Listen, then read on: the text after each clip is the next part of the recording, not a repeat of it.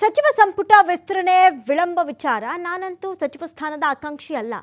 ನಾನಾಯಿತು, ನನ್ನ ಕ್ಷೇತ್ರವಾಯಿತು, ಹೊಸಬರಿಗೆ ಅವಕಾಶ ನೀಡಲಿ ಹೀಗಂತ ಹೇಳಿರೋದು ಶಾಸಕ ಕುಣಿಗಲ್ ರಂಗನಾಥ್.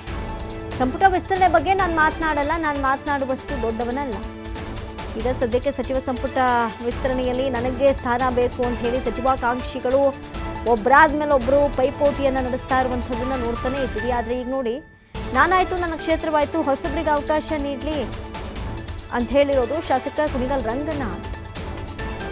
ನಾನು ಮಾತನಾಡುವಷ್ಟು ದೊಡ್ಡವನಲ್ಲ.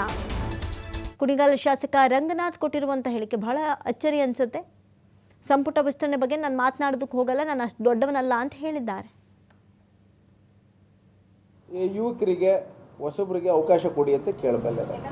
ಅತಿವೃಷ್ಟಿ, ಅನಾವೃಷ್ಟಿ, ಬದುಕು ಬದಲಾವಣೆ, ಅಭಿವೃದ್ಧಿ ಇವೆಲ್ಲನೂ ತೆಗೆದುಕೊಂಡು ನಿರ್ವಹಣೆ ಮಾಡೋಷ್ಟು ಶಕ್ತಿ ನಮ್ಮ ರಾಜ್ಯದ ಮುಖ್ಯಮಂತ್ರಿಗಳಾದಂಥ DK ಶಿವಕುಮಾರ್ ಸಾಹೇಬರು ಮತ್ತು ಸಂಪುಟದ ಎಲ್ಲ ಸಚಿವರಿಗೆ ಒಂದು ಶಕ್ತಿ ಇದೆ. ಯಾವುದೇ ತೊಂದರೆ ಇಲ್ಲದೆ ನಿವಾರಣೆ ಮಾಡ್ತಾ ಇದ್ದಾರೆ.